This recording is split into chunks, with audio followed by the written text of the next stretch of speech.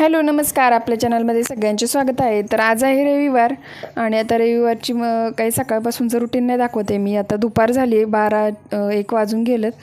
तर आता मी इथं 1:30 ते 2 वाजले असतील नक्की, आता आठवत नाही आहे मला. पण स्वयंपाक वगैरे माझा झाला होता, ह्यांच्यासाठी जेवण वगैरे बनवलं होतं. तर हे बाहेर गेले होते मार्केटमध्ये. तर आज मी त्यांना मला जे पुस्तक लागणार होते तर ते सांगितले होते. तर इथं मी दुर्वा सप्तशतीचं त्यांना पुस्तक आणायला सांगितलं होतं आणि माझ्याकडे आधीचं आहे पण संस्कृतमध्ये, तर हे प्राकृतमध्ये आहे. तर त्याच्यात प्राकृतमध्ये थोडीसं इझी आहे समजायला आपल्याला, तर त्यामुळे तेच मी आणलं आहे आज आणि ते वाचायचं आहे मला.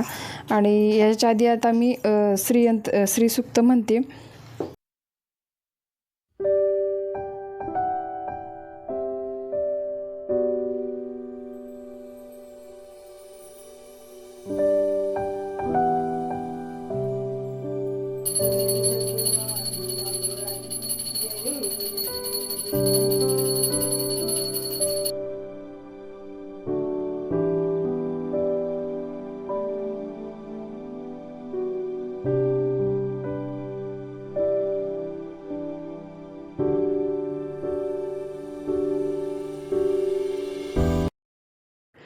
आणि एक दुर्गा सप्तशतीचा एक अध्याय वाचून घेतला आधी मी, आणि सकाळपासून अजून काही खाल्लं नव्हतं. तर त्यामुळे मग आता आरती वगैरे आधी करून घेतली ना. आरतीनंतर मग माझ्यासाठी थोडंसं इथं काहीतरी बनवलं आणि मग खाऊन घेतलं आणि बाकीची कपडे वगैरे मग ते आवरलं.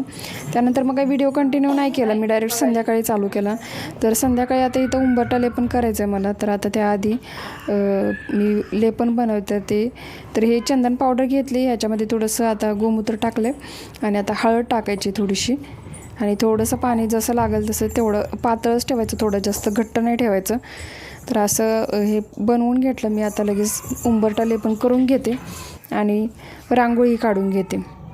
तर सकाळपासून जास्त आज काही खाल्लं नव्हतं, तर त्यामुळे थकवा पण येतो आहे. तर आता चहा तर आधनंमधनं घेतेच कारण उपवास आहे. आणि या उपवासाला मला थोडासा जास्तच वीकनेस जाणवतो आहे. याच्या आधी एवढं कधी जाणवलं नव्हतं. कदाचित आता या दोघींना सांभाळून म्हणजे सगळं करायला लागतं, त्यामुळे होत असेल.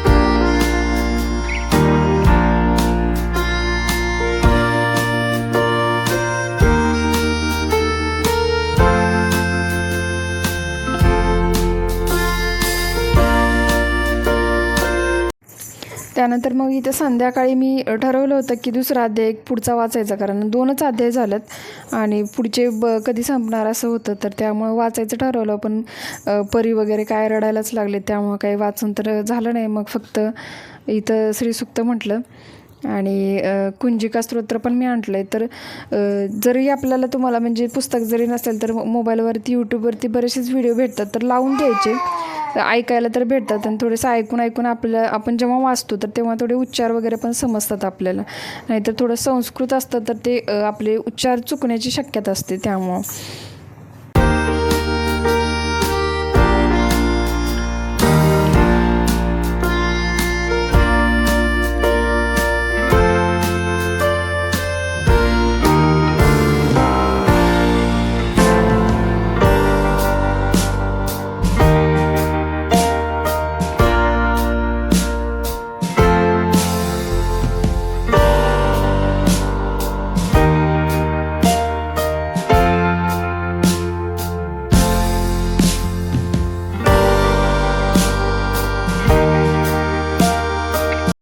रात्रीची आरती झाली आता आणि आता मी माझ्यासाठी खायला बनवते काही तर इथं आज मी तुम्हाला एक रेसिपी शेअर करते, उपवासाचे थालीपीठ. याआधी मी रेसिपी शेअर केले, जर तुम्ही पाहिला असेल व्हिडिओ तर माहीत नाही, शॉर्टमध्ये केलेली. तर आता इथं मी साबुदाणा एकदम बारीक करून घेतला आणि तो मिक्सरला लावून घेतला आहे आणि भिजत घातला आहे. थोडंसं पाणी टाकायचं, त्यात जास्त नाही टाकायचं, थोडं पाणी टाकून धुतला जरी चालेल, पण धुवायचं असेल तर अर्धा 1 मिनिटाने धुवायचं, म्हणजे पाणी स्टेबल राहतं त्याच्यात. आणि आता थोडं अर्धा तासासाठी इथं भिजवायला ठेवून दिलं आहे. तोपर्यंत इकडं मी कोथिंबीर निवडून घेते.